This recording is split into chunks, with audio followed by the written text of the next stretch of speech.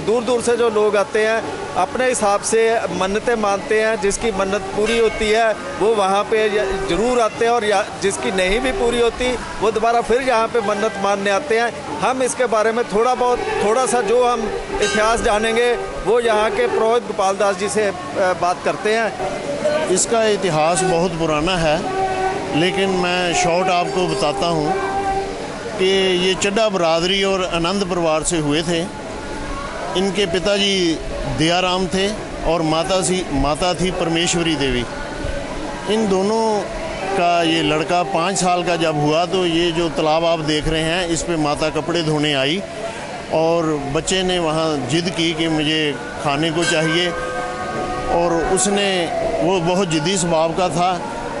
उसके ज़्यादा जिद करने पर और माता के बार बार कहने पर माता ने कहा कि जा ऐसे कर, तू डूब जा, मर जा, ये हो वो हो, जैसे भी माता और बच्चे में प्यार के रिश्ते से और जैसे भी होता है। तो इतना कहने पर वो इतना क्रोधित हो गया कि माता को कुछ समझ नहीं लगी, एकदम वो तालाब की तरफ गया और जाके वो डूब गया। सबके रोने पर, रिश्तेदारों के आने पर, लोग इकट्ठे, मोहल्ला निवासियों के वहाँ पहुँचने पर जब तक वो बाहर नहीं आया तो उसके पिताजी और सारे परिवार ने, जो कि बहुत बिलख रहे थे, उन्होंने ये देखा। फिर उन्होंने सर्प के रूप में बाबा जी ने उनको दिखाई दिया, और जब वो रूप देखा तो वो रूप देखकर वो बेहोश हो गए।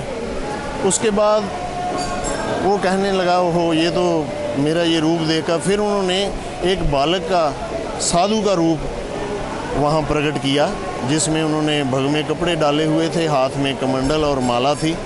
और फिर वो कहने लगा अपने माता जी से कि जो तुम्हारा और हमारा जो संबंध था वो ख़त्म हो चुका है। मैंने बस जन्म लेना था आपके घर, मैं सदा आपके पास हूँ, जब भी मुझे आप याद करोगे, दुख तकलीफ़ होगी मैं। तो ये सारा जो मेला है उन्हीं की ही, अनंत चौदस वाले दिन वो समाये थे, उन्हीं की ही याद में ये लगता है। और धीरे धीरे जैसे होता है श्रद्धा और विश्वास से टाइम गुजरता गया, लोग आते गए, मनते मानते गए, श्रद्धा से विश्वास से मनते पूरी। जी यहाँ पे एक खास किस्म का प्रसाद बनता है, वो उसके बारे में वो होता है मट्ठी का प्रसाद, नारियल का, सौगी का, और इसको एक कहते हैं बाबा जी का टोपा।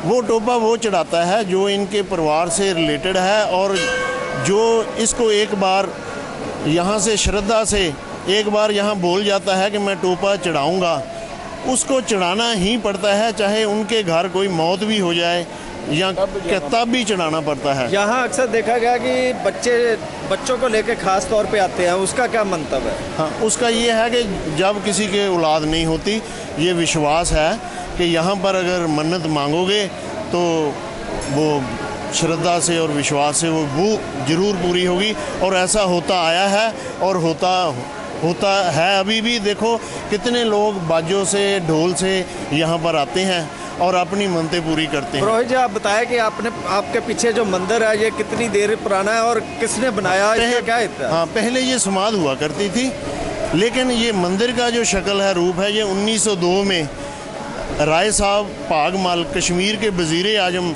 जो कि लोह पुरोहित थे, उन्होंने इसकी स्थापना कराई थी, और जो कि आज उसी ही रूप में है यहाँ पर आप देख सकते हैं। और अभी भी यहाँ पर वो परंपरा भी है कि वो पुरोहितों ने बनाया था, और आज भी पुरोहितों के पास ही वो मंदिर है।